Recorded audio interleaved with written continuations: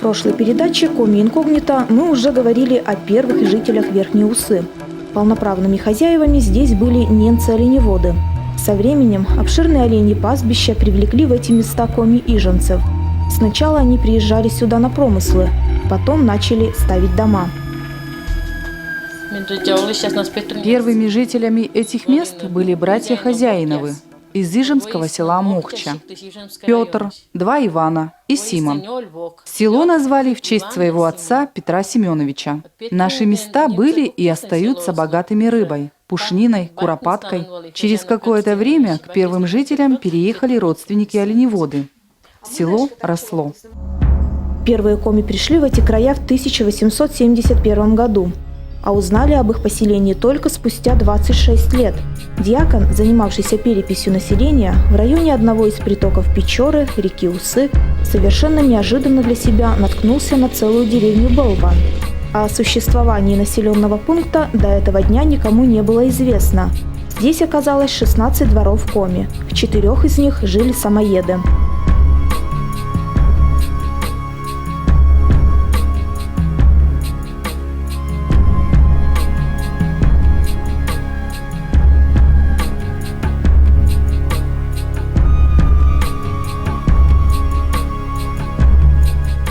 Дома и хозяйственные постройки у первых поселенцев располагались на берегу реки один возле другого. На высоком берегу проходили ярмарки, гремевшие на всю округу. Местные жители в большинстве своем живыми деньгами не пользовались, а обменивались товаром. Дичь, рыба, меха – вот что ценили приезжие купцы.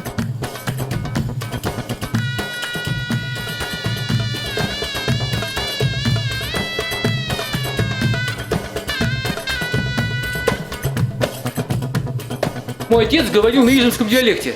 Он знает ижемский диалект.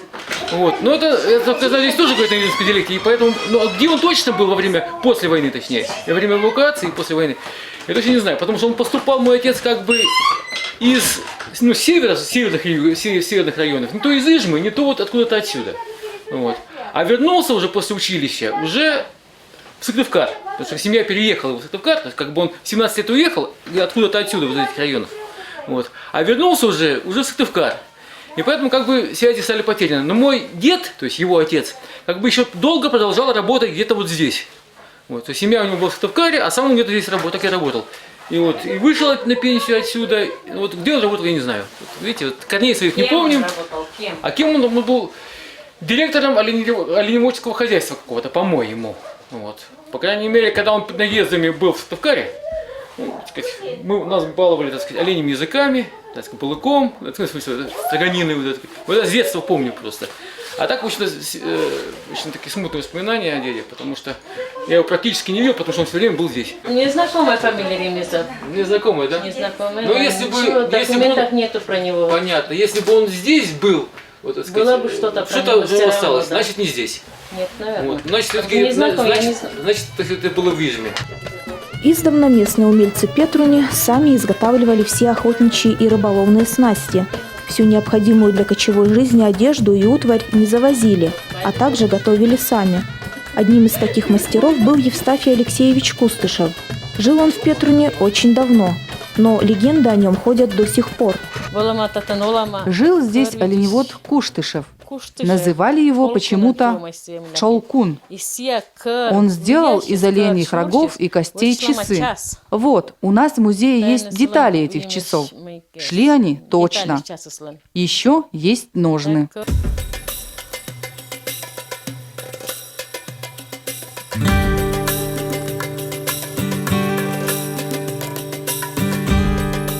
Чтобы узнать подробнее историю необычных часов, мы отправились к Августе Павловне Семяшкиной.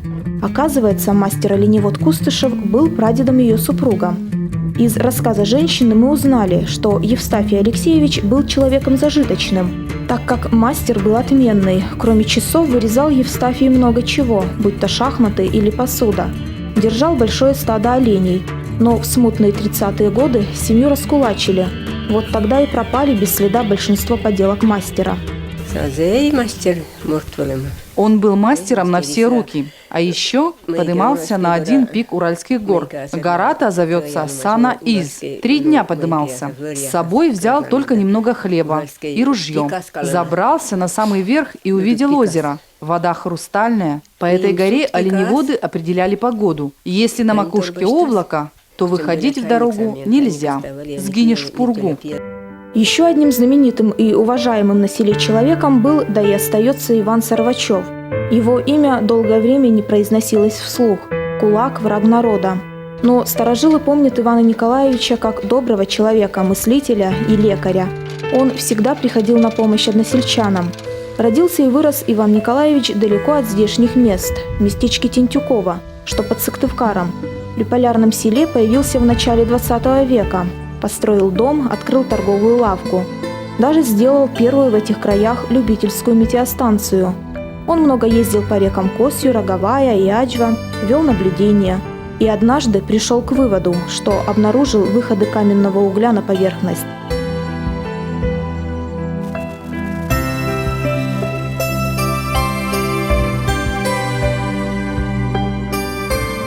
Но, как часто это бывает, имя Ивана Николаевича осталось на обочине истории открытия Печорского угольного бассейна. Кстати, Иван Сорвачев был подрядчиком строительства первой школы в селе. В центре села стоит вот это разрушенное здание. Здесь в свое время тоже располагалась школа. В начале 20 века этот большой дом построил местный купец Гораэль. Но нагрянула революция, и здание перешло в руки большевиков. Здесь открыли школу, которая проработала несколько десятков лет. После ее закрытия судьба этого дома оказалась печальной. Хозяин дома Алексей Степанович приехал из Ижмы. Был он зажиточным крестьянином. Точно такой же дом в 3 этажа стоял у его отца в центре села Ижма. У супругов не было детей. В тундру ходили вдвоем. Вначале у них было немного оленей. Со временем стадо увеличилось. Потом он построил этот дом. Всего добились своим трудом. Мне было лет 5, когда дом достроили. Мой отец помогал при строительстве. Очень красивый дом был.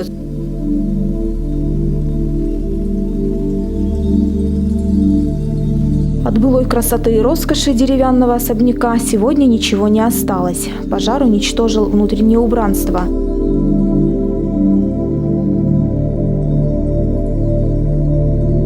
Не сберегли люди старину. Молодежь летними вечерами часто проводит свободное время в разрушенном доме. Странные легенды ходят про бывшую школу. Некоторые уверяют, что даже видели здесь дух хозяина.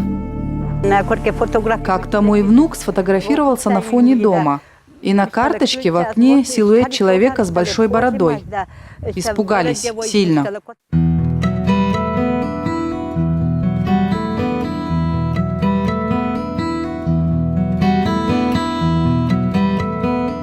Привидений и духов встретить нам не привелось, и мы отправились дальше, к еще одному мистическому месту – Грубеты, в переводе «грубое озеро». Водоем, по местным легендам, с двойным дном. Такие водоемы обычно образуются на торфяниках. Дно идет слоями – вода, потом слой ила и снова вода. И в самом низу твердое дно.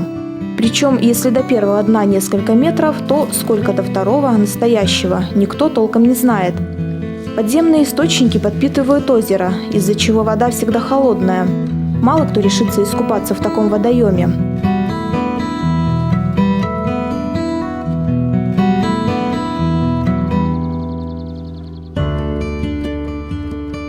Недалеко от озера в советские времена стояла ферма по разведению лис. Ее открывали, когда еще был здесь колхоз имени Ленина. Сегодня на этом месте не то что здание, даже фундамента не осталось. Но на глаза все же попались ржавые скрюченные проволоки. Все, что осталось от бывших клеток.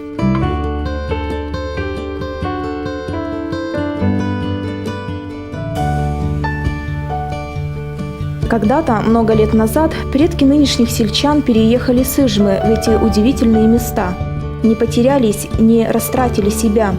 В отличие от нынешних иженцев, до сих пор каждый день облачаются в традиционную одежду – сарафаны и китайки.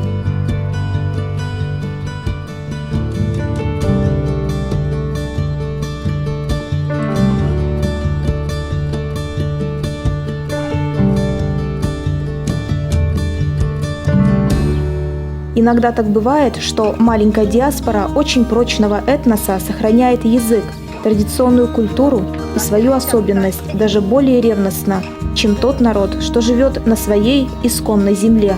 Так и Петрунь всегда была и остается в своей отдаленности самобытной, патриархальной и уверенной в себе.